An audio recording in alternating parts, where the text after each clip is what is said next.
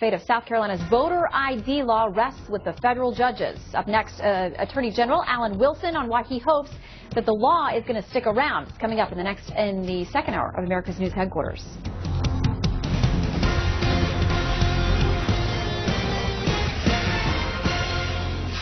From voter ID laws to health care law and fight over that, and from immigration laws to the new financial regulations, the Obama administration has been doing battle with states across the country.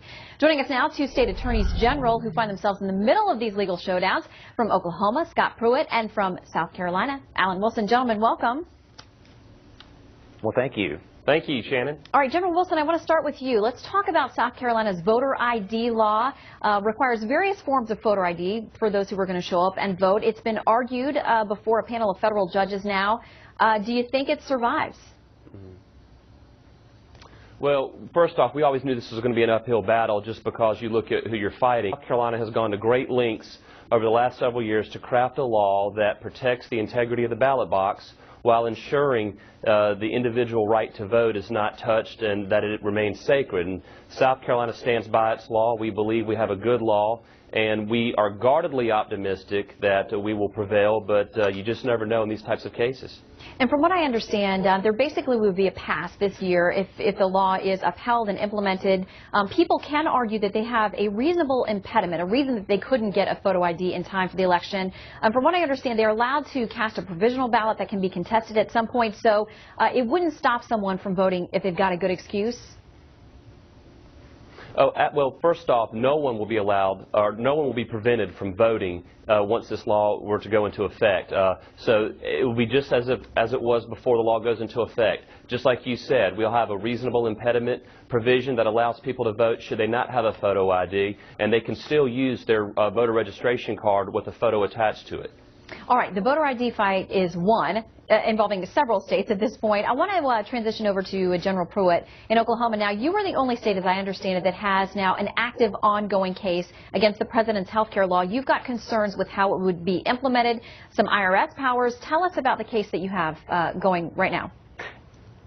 Shannon, you are correct. When we filed our lawsuit in January of 2011, we began the litigation, and then it was stayed eventually by the federal court judge here in Oklahoma while the Supreme Court dealt with the issue at the U.S. Supreme Court level. When the decision came down in June, we began evaluating that decision. And there are two primary responsibilities that states have under the health care law. One is to decide whether Medicaid should be expanded in the respective states.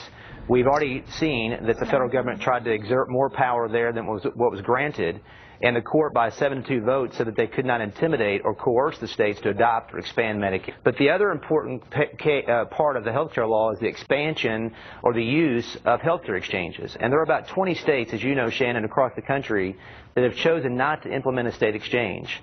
In those states, there are questions about this IRS rule that was adopted May 18th. The IRS has come out and said they're going to assess an employer mandate penalty in states whether they've adopted exchange or not. We believe that's inconsistent with the Affordable Care Act, and consequently we amended our complaint here in Oklahoma to challenge the IRS rule that was adopted May 18th.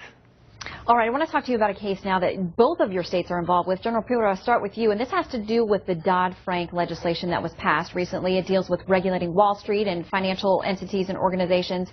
You are worried, among other things, about the fact that it would call for liquidation of certain financial entities. General Pruitt, what is your concern there?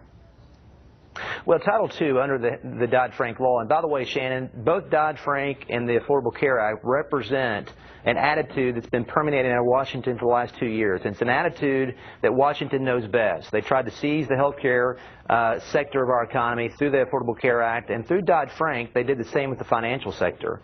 On the heels of 2008, 2009, Senator Dodd and Congressman Frank tried to consolidate and did consolidate power in Washington, and did so pretty dramatically with Title II liquidation authority. Under Title II, the Secretary of the Treasury can come in and literally liquidate and seize a financial institution, and the only thing that's stopping that action from occurring is 24 hours notice. And creditors in states like South Carolina and Oklahoma, we have pension funds that are investors of institutions that may, in the future, be liquidated. And consequently, we deserve notice. We believe that the decisions made in Dodd-Frank violate fundamental due process and separation of powers, and that's at the heart of our challenge with Dodd-Frank that's now pending in the D.C. court. General, we'll give you the last word here on why South Carolina decided to get involved as well. Well, I echo what General Pruitt said. This is not about ensuring or protecting the financial industry from another 2008 crisis. Like in Obamacare, this is about centralizing power in the federal government. If you look at the 2,300-page law that is the Dodd-Frank Act, you will not find any provisions that restrict or protect or regulate Fannie Mae or Freddie Mac, two of the culprits, primary culprits in the 2008 subprime mortgage mess that started the 2008 meltdown. Why aren't those addressed? This is about ensuring that the federal government has control, and anytime the federal government takes control of anything, the cost of that gets borne by the consumers. That's right, of small business owners who need small business loans and consumers who use banking. That is where the cost of this law is going to hit people the most. All right, General Wilson, General Pruitt, we thank you both, gentlemen, for your time today.